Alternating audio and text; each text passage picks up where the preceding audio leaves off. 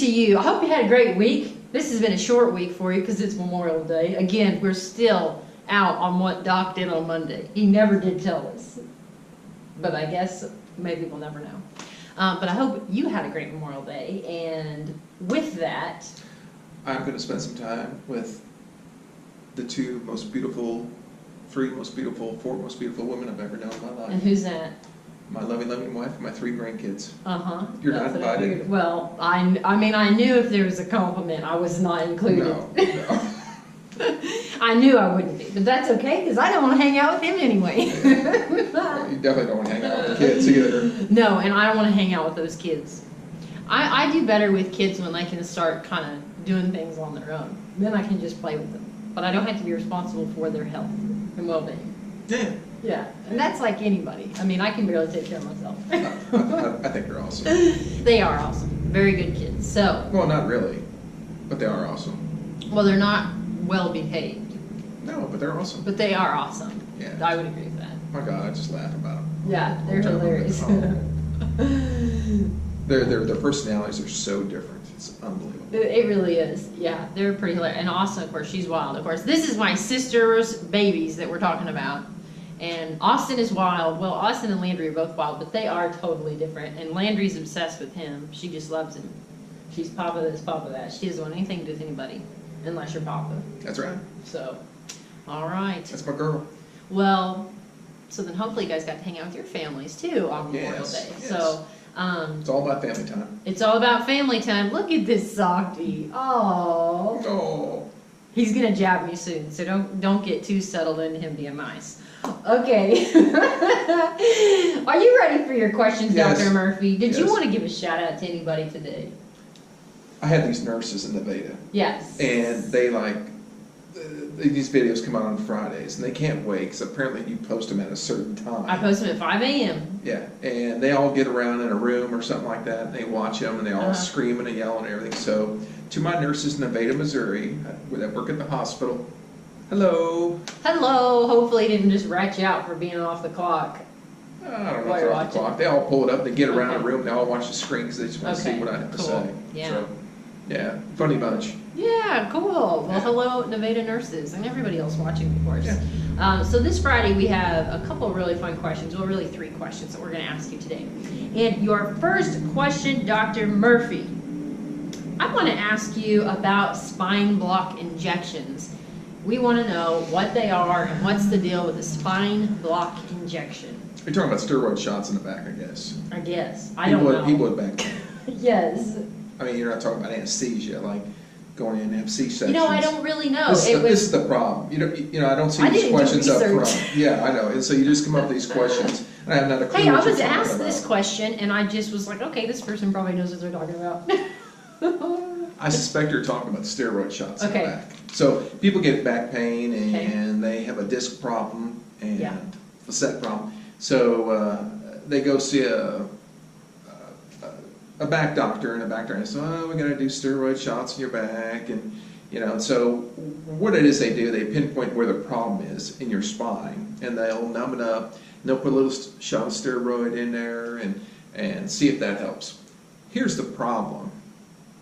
Typically, when you have a disc problem in the back, it's typically a herniation, which means the disc has ruptured in the back of the spine. It has squeezed out some what I call jelly outside the spine. And we're going to put steroid in there in hopes of it doing something to it.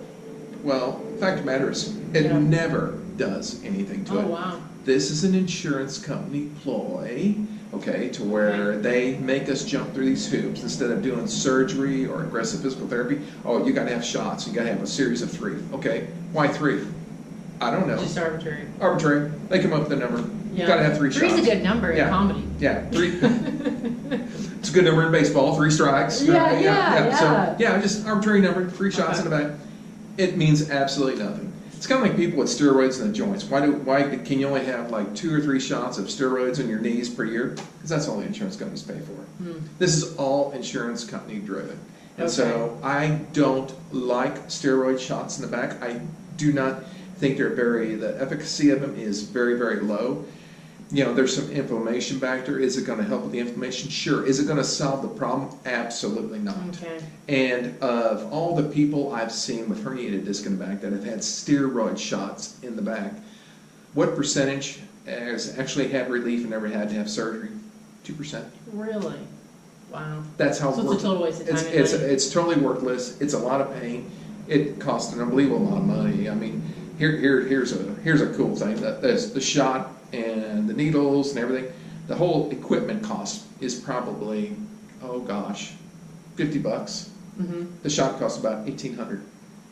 Jeez. So there's a big markup. Well, and that's kind of weird too, because if you think, you said the shot versus aggressive physical therapy or surgery. I mean, I'm assuming surgery is incredibly expensive, but you wouldn't think physical therapy would be incredibly more expensive. Well, that's part two of the question that we're getting to, is if you look at the data that's out there from people with back disc injuries, we're speaking of specifically of disc injuries to the neck or to the low back, with physical therapy versus surgical intervention, outcomes are about the same.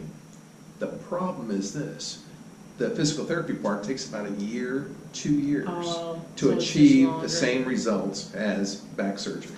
So you really don't need back surgery, and if you did have it, your outcome's going to be about the same. So it just comes down to the money at the end of the day. Well, money and time. Money and time. And I run into that when I see work comp, because these people they have these back injuries, and I'm sitting there thinking, my God, if you can wait 2 years, you'd be just as good without surgery. And companies don't want to wait, insurance companies don't want to wait, so let's go ahead and do the surgery. And I'll be honest with you, when it comes to those types of surgery, specifically low back, not neck, but low back, I think a third of them are actually worse when they're done with surgery. A third are about the same, and a third get better. So it's kind of like, man, flip some coins. Wow. So long answer to a short question. Okay. But I don't believe in them, and I don't think they work very well. Okay. And I don't like them. And yes, they're painful, and yes, they're expensive, but they don't have to be, because it doesn't cost that much. Wow, that is so crazy. Yeah. I mean, I guess it doesn't surprise me, but it's still like, I Oh. guess it's pretty par for course. Nothing in medicine surprises me anymore. Yeah. Yeah. All right. Well, there's that answer. Yeah. Even though it's kind of depressing. It is. Yeah. Well, alrighty. Next question. Next question. So, your next question, and I thought this was really interesting. Is leaky gut a cause for certain autoimmune disease? Leaky gut, a cure, or not a cure, a cause for certain autoimmune disease? I'm not exactly sure what a leaky gut is. Leaky gut? Well, I don't know either. That's the way the question was asked. It must be some kind of Leaky slang or layman's gut. term for something. Can you think of any kind of gut issues that would cause Autoimmune diseases? autoimmune disease? Or gut issues? Well, the only thing that comes to mind, and we've talked about it before, is celiac disease, allergy to Oh, okay, gluten. yeah, okay. Okay, and what it does is it, inside your intestines, if Yeah. you looked at the surface area of how we absorb food, it's phenomenal. I mean, think of it, well, it's kind of like your lungs. If you looked at the surface area of your lungs, Yeah, and to where we exchange oxygen for carbon dioxide, and if you were to look at the surface area, your lungs has the surface area of a tennis court. what the heck? Really? Yeah, so That's cool. so that is how much surface area you're exchanging gas, is the size of a tennis court. Wow. So your intestines, they're going to be about the same, even though they're typically about 30 foot long. Your absorption area through there is probably a 200-300 foot long. Don't quote me, I don't know that for a fact, but it's a lot of absorption area. Yeah. When you have celiac disease, you lose all the villi, or all the grooves where you're supposed to be absorbing everything. Yeah. And so you have a straight tube, and it typically more or less acts like poison ivy in the intestines. Whoa, really? So I think that's where you get the leaky thing from. You're Oh, okay, leaking okay. fluids and protein, and you can't absorb anything. Oh, So, okay. and those are associated with an autoimmune phenomenon. Okay. So there's other diseases, ulcerative colitis, Crohn's disease, that I guess that could be somewhat of a leaky gut, but that's a kind of a horse of a different color too. But Yeah. no, but I think that's what they're speaking of. But Okay. I'm really kind of vague about it, so whoever submitted that question, if they give me a more specific Sure, yeah. question, I can help them out with. Okay. But I'm not really sure where they're getting at. So if you're watching this and this was your question, let us know, because I don't know either. Yeah. I just assume you know everything at this point. I'm like, he's got it, I don't have to look anything up. Sometimes I do just for fun, but I didn't look anything That's kind up. of interesting, because I don't see these questions. Yeah, he doesn't. We just kind of ask him on the fly, so sometimes, most of the time, you know exactly what they're talking about. Yeah. Or we can kind of fish our way through and figure out what they mean. Just not exactly sure what leaky gut is. All right, well, I'll figure that out, but it sounds like you covered a potential Yes. leaky gut situation. Yeah. Okay, so I was gonna ask this question, but the last question I wanna ask you, I'll save this one for next week.